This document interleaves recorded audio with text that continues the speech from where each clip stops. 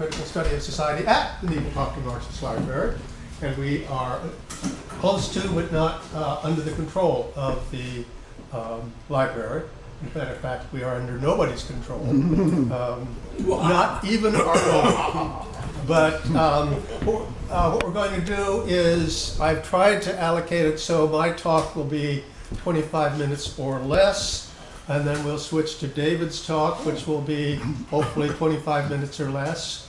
We will take a break in order to take care of fundraising and so forth, make a few announcements, and then we'll go to, I don't like the term Q&A because I think we want to encourage comments, and so you don't necessarily have to frame whatever you say as a comment, as a question, but and I would like to suggest that we hold our responses to a minimum and then set aside 10 minutes at the end. Absolutely. 5 for you and 5 for me. Sure. Where we can demolish each other's things. Perfect. Even though this is not a debate, Yeah, it's a comradely exchange of contrarian views. Yes. All right. Maybe. Okay. So we have the two introductions there. I'm Eugene Ruyle. I'm an ICSS member, Emeritus Professor of Anthropology at Cal State Long Beach, and president of the local Veterans for Peace chapter, which is organized to the abolishment of war, including nuclear weapons. When were you in the Army? Pardon? You're a veteran. When were you in the Army? You should say that. I was in the Marine Corps. Marine Corps. 57 to 60.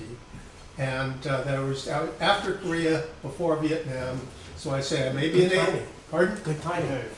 Yes. And I say I may be an atheist, but I still thank God that she never sent me into combat.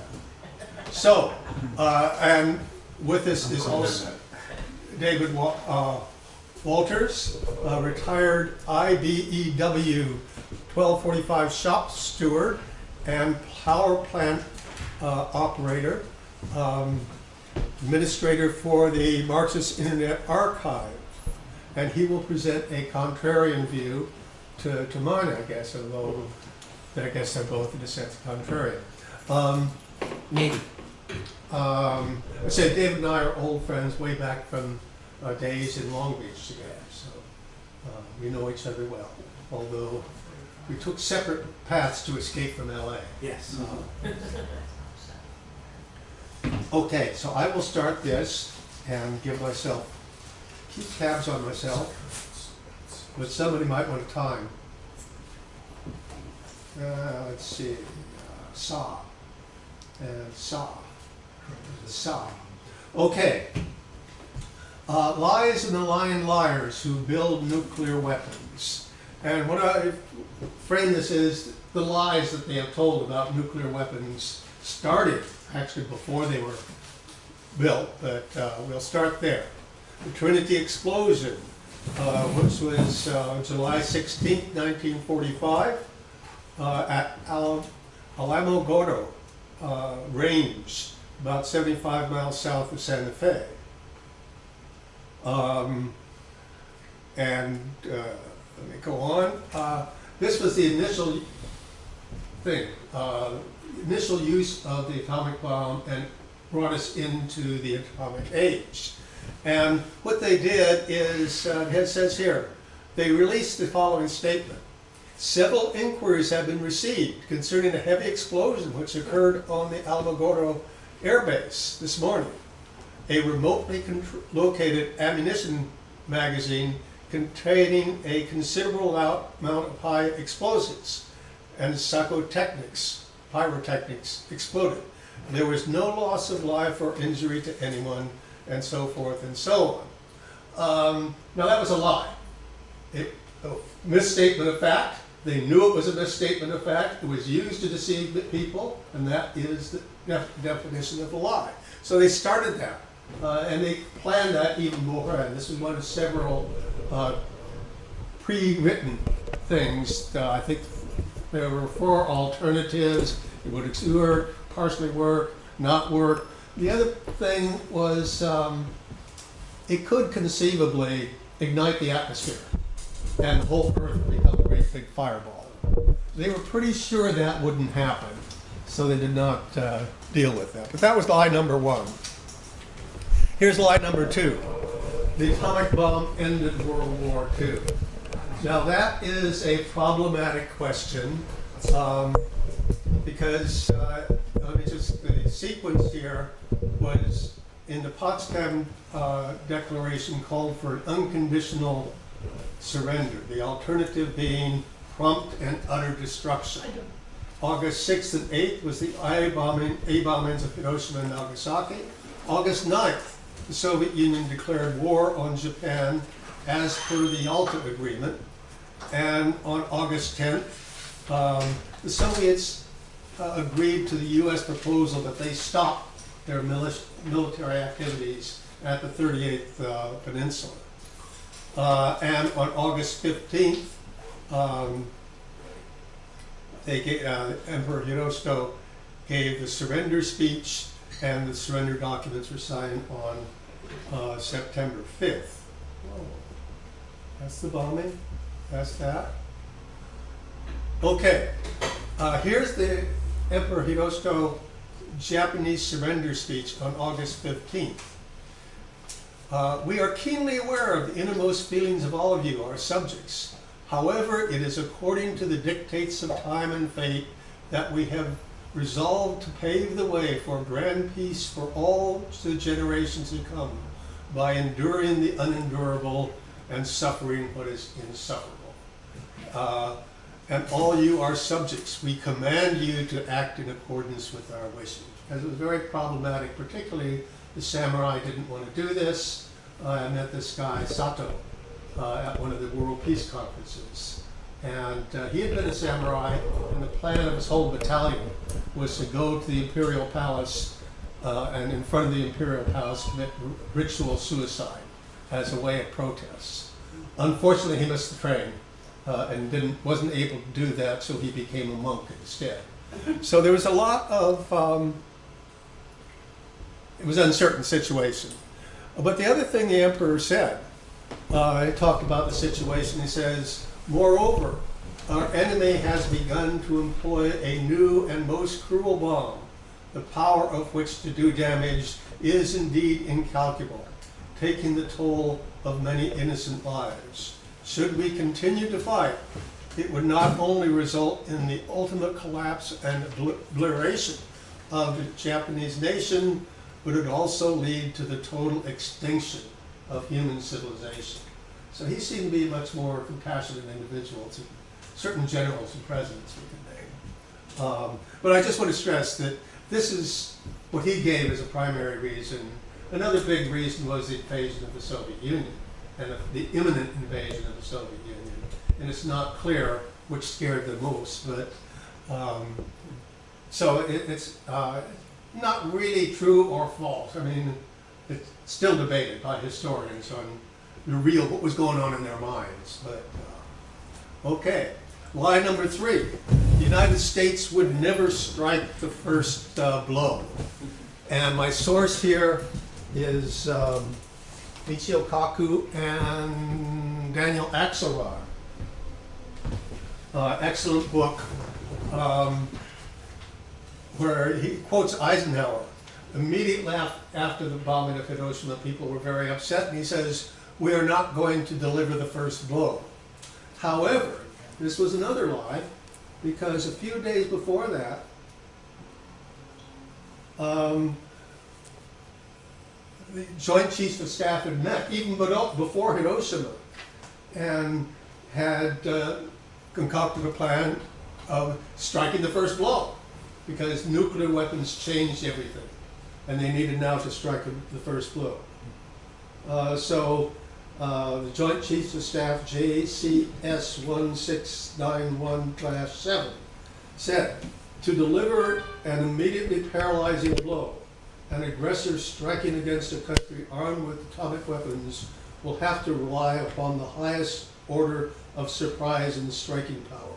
He must overwhelm his adversary with such suddenness that retaliation cannot be undertaken, or if attempted will be unsuccessful.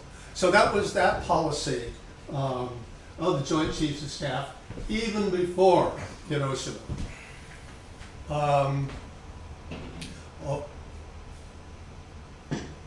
Okay, the other lie number 4. A-bombs have never been used since Hiroshima and Nagasaki. Another lie, as Daniel Ellsberg writes. The notion common to nearly all Americans that no nuclear weapons have been used since Nagasaki is mistaken. It is not the case that US nuclear weapons have simply piled up over the years. We have 30,000 of them now after dismantling many thousands of obsolete ones. Unused and unusable except for the single function of deterring their use against us by the Soviets.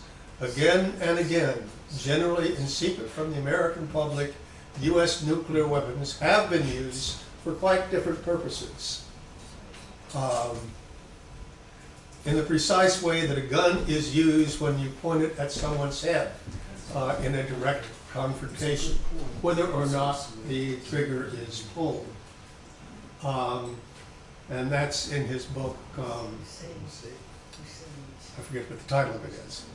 But he also gives a table of ways in which the United States has actually threatened to use nuclear weapons on non-nuclear enemies. Iran in 1946, Yugoslavia in 1946, Berlin in 1948, Korea in 1950, and so on and so forth. And you'll see that this was, before the Soviet Union even had weapons. It was not expected they would have weapons for another 10 years.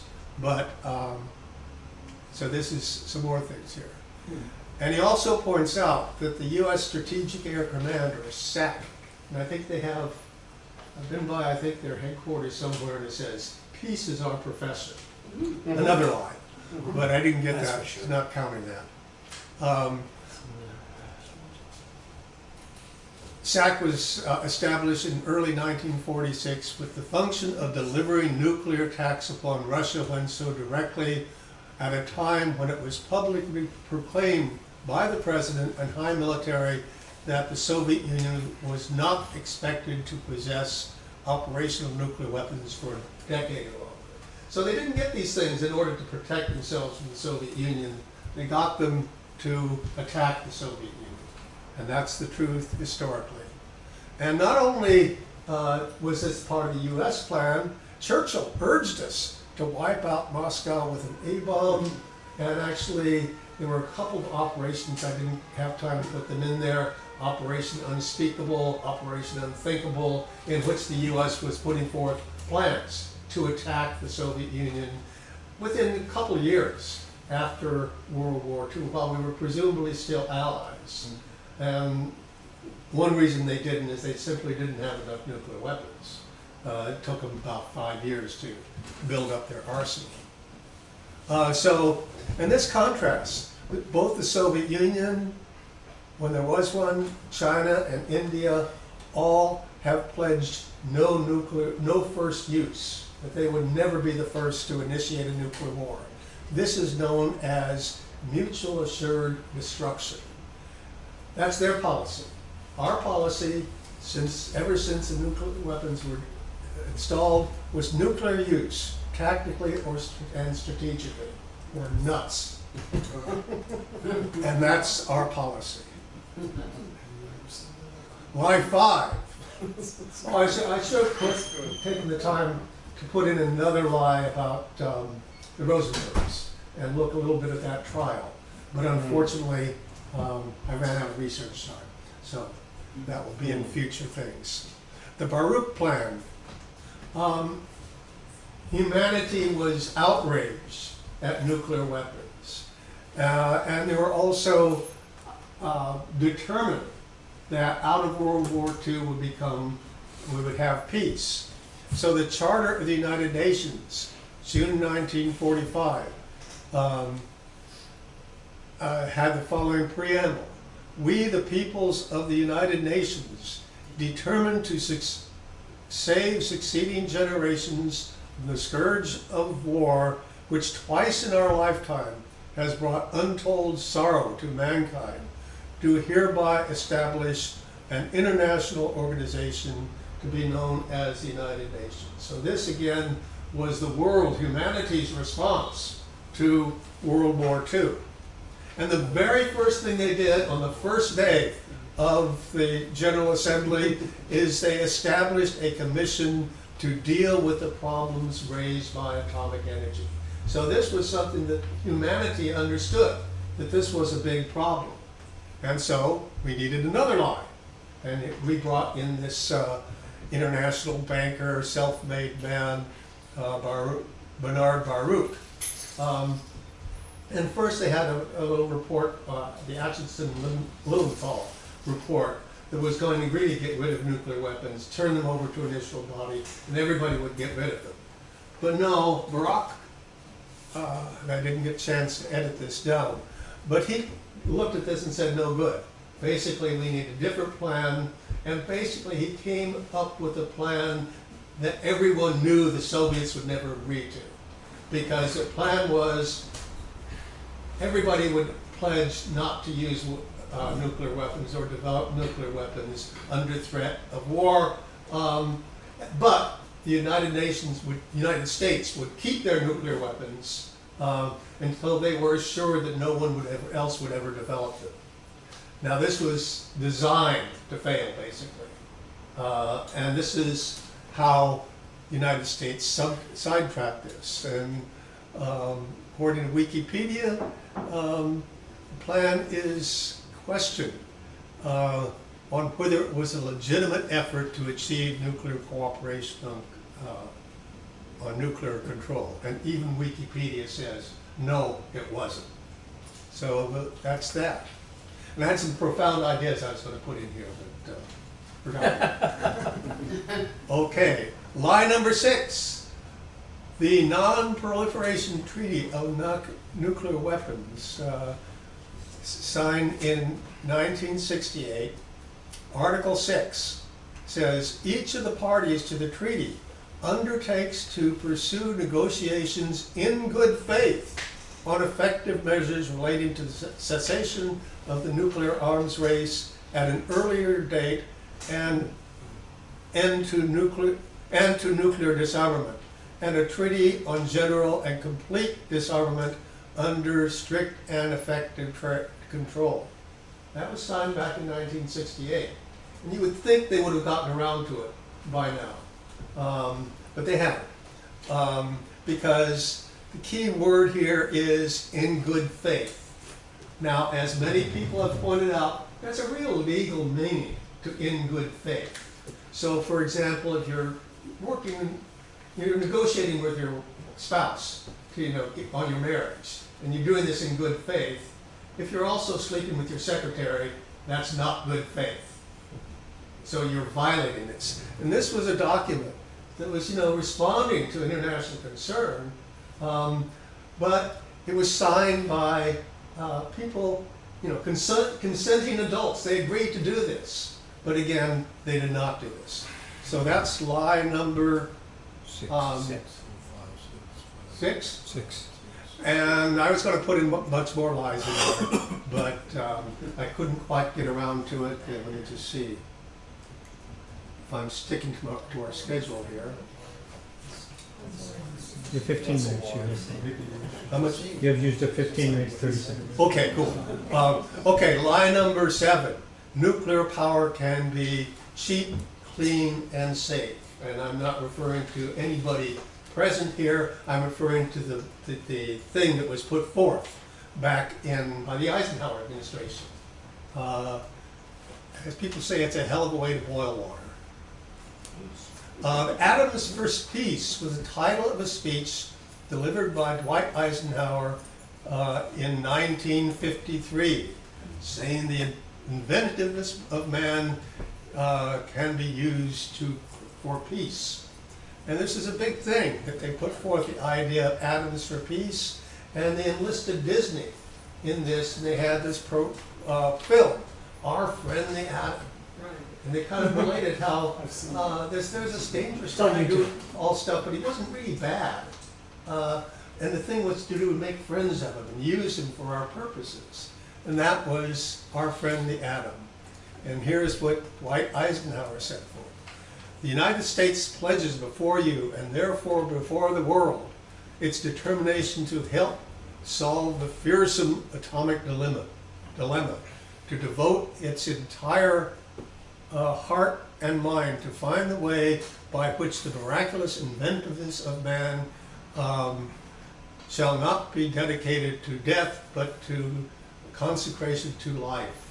This was the idea of Atoms for Peace. And that's why I say nuclear power is a con game, basically.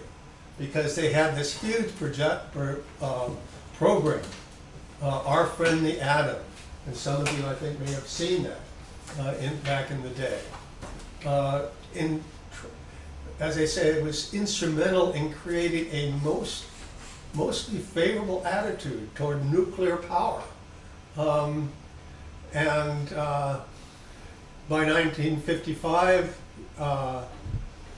first commercial nuclear power plant in the United States. Soviet Union had done it, I think, in 1954.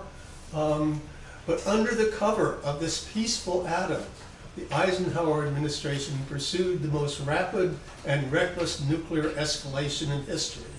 The U.S. arsenal went from a little more than 1,000 nuclear weapons when Eisenhower took office to approximately 22,000 after he left.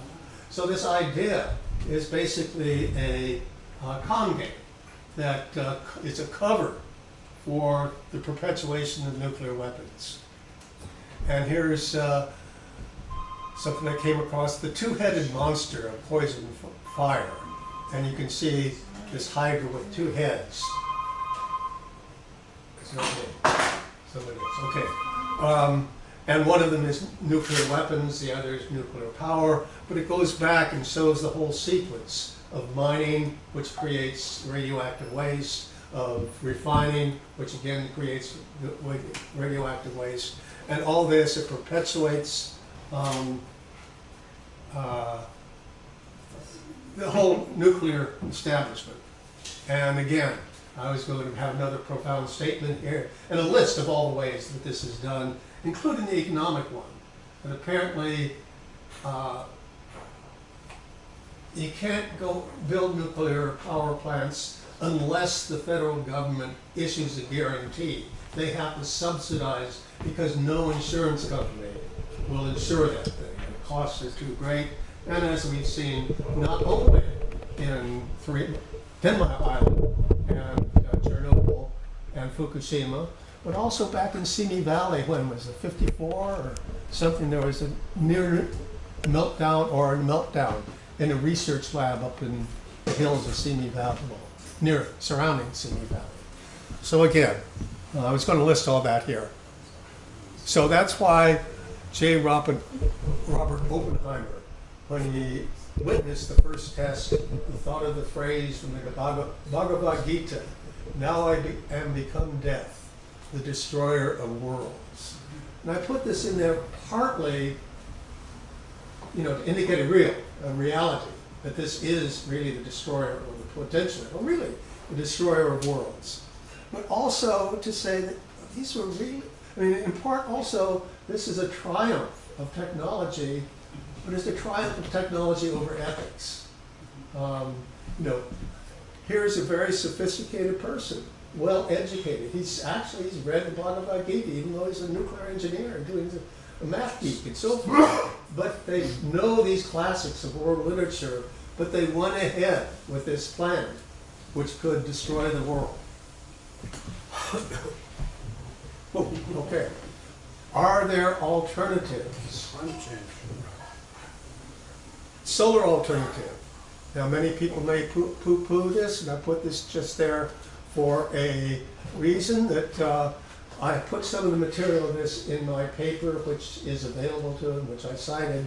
But according to the U.S. Department of Energy, that if you took, I forget how many 100 miles, say there's 100 square miles of 1,000 square miles of pavement in the United States, including rooftops and so forth.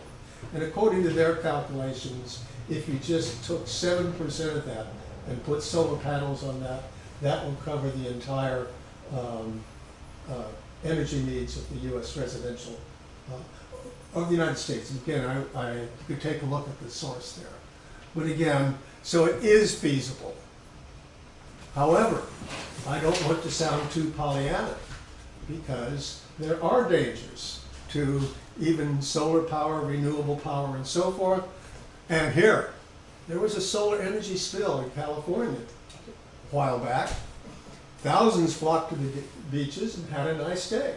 And that's basically the risk of solar power. And I put a quote from Thomas Edison that we should be using nature's inexhaustible sources of energy, sun, wind, and tide.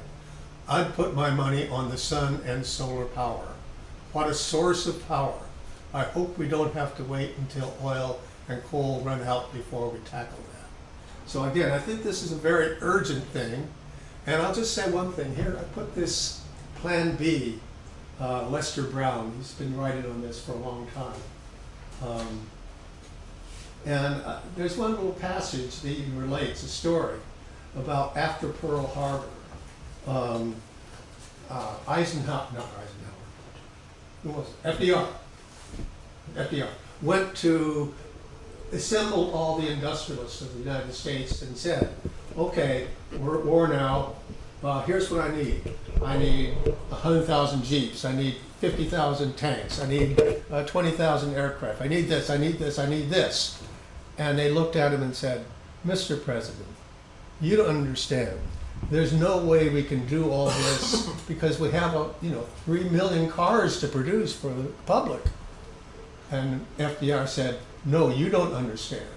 I'm banning the production and sale of passenger cars for the duration. And so that's what he did. And it really needs that kind of determination, I think. And I don't say it's because, oh, we want our cars. No, because those who control our economy could take very drastic efforts, but they won't. Here's the world nuclear forces, US and Russia, UK, France, and China down in 200 to 300 range, India and Pakistan, any one of them could pretty much end the human race, in my view. Okay, here's something what happened last year. There was an emergency alert. 24 minutes. Okay. Ballistic missile threat inbound to Hawaii. Seek immediate shelter. This is not a drill. And you can imagine how we would feel if we heard this, or got this alert on our cell phones. And then representative from Hawaii said, we're talking about an existential threat, complete and total annihilation within minutes. This threat of nuclear war, a nuclear attack, is not a game. We all received a very real wake-up call last year when we thought our country was under attack. Our leaders have failed us. They have lied to our faces. They tell us to seek shelter, and there's no shelter to be found. And those were not just the words of a U.S. congressperson, but our next president of the United States, Tulsi Gabbard. And so I just wanted to bring that in there. I do have some flyers in back there. You can pick it up. You don't need to. And she has the 130,000 individual contributions. That will put her in the next debate. So did I make it? Well, 14 seconds over. Gene? Yeah. Almost 14 seconds. Okay, well, thank you very much. Before you start,